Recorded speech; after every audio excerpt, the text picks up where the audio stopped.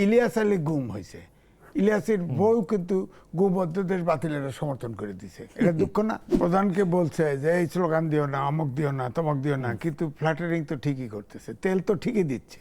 আপনি তেল না মারে যাবেন কোথায়? তাহলে তো রাজনীতি টিকবেন না। আপনি তেল মারতেই হবে। প্রধানকে বলছে যে এই স্লোগান দিও না, অমুক দিও না, তমক দিও না, কিন্তু ফ্ল্যাটারিং তো ঠিকই করতেছে, তেল তো ঠিকই দিচ্ছে। কারণ বাস্তবিক কথা হচ্ছে যে আমাদের দেশে যেটা সম্ভব, এক, আমরা জাতি গঠন করতে পারিনি। দুই, আমরা 55 বছরের পর দেশ স্বাধীন হয়েছে গণতন্ত্রের জন্য, আমরা গণতান্ত্রিক চর্চা, গণতান্ত্রিক কালচার আমরা তৈরি করতে পারিনি। কোনো দলের ভিতরেও গণতন্ত্র নেই, যার ফলে এই তেল মারা। কিন্তু আপনার শুধু তেল না, দুঃখও আছে। দুঃখ হলো ধরেন ইলিয়াস আলী গুম হয়েছে, ইলিয়াসের বউ কিন্তু গুম অধ্যাদেশ বাতিলের সমর্থন করে দিছে। এটা দুঃখ না? এটা তো দুঃখ আছে। আপনি খালি খোয়েন না যে তেল মারে, তেল নিজের দুঃখ নিজে চাপা দিয়ে রাখে। কোনো ওয়াইফ কিন্তু, কোনো ওয়াইফ তার স্বামী গুম হয়ে মারা গেছে, হারায় গেছে, তার ব্যাপারে বেদনা নাই, এটা বিশ্বাস করতে রাজি না, বিশেষ করে বাঙালি মেয়ে বিশেষ করে। কিন্তু সে সেটাকেও চাপা দিয়ে অন্তত পক্ষে নেতাকে সন্তুষ্ট, ওই যে তেল মারা, তেল মারছে, যত দিবে তত সংকট থাকবে। হ্যাঁ, তো এই তেল দেওয়া বন্ধ না হলে সংকট যাবে না। এবং তেল দেওয়ার সংকট যদি তেল দেওয়ার সংকট দূর করতে চান, তাহলে 1 নম্বর হচ্ছে জাতি গঠন করতে হবে।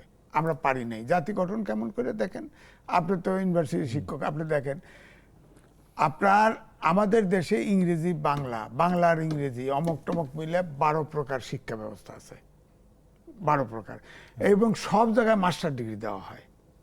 যার ফলে এই যে তার পড়াশোনা, এই জায়গায় তার স্থির মানসিকতা আছে। প্রত্যেকটা ইস্যুতে 12 প্রকার চিন্তা হয়, জাতি আর একমত হতে পারে না। এটা খুবই গুরুত্বপূর্ণ বলেছেন। এটা এক। দুই হলো, কোন দলে আপনি খেয়াল করে দেখেন, বলতে কোনো দ্বিধা নাই, ছোট হোক বড় হোক, কোন দলে কর্তৃত্ববাদ ছাড়া নাই। এক ব্যক্তিকে সন্তুষ্ট করা প্রত্যেকটা দলে। আপনি তেল না মারে যাবেন কোথায়? তাহলে তো রাজনীতি টিকবেন না। আপনি তেল মারতেই হবে, তেল মারতে হবে। আবার দেখেন বাস্তবতা হচ্ছে যে নিজের স্বামী গুম হয়ে গেছে, সে বুকে চাপা দিয়ে দুঃখ বেদনা করেও তেল দিছে, সাপোর্ট দিছে না।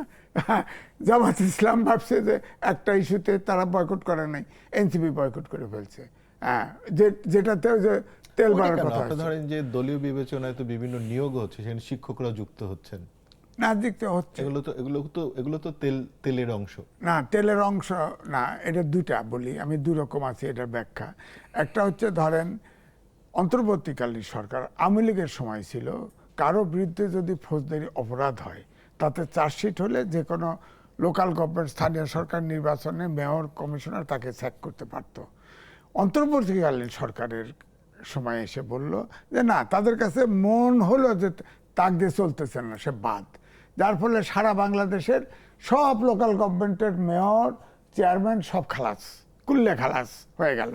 এখন বলেন সরকার এসে কি করবে?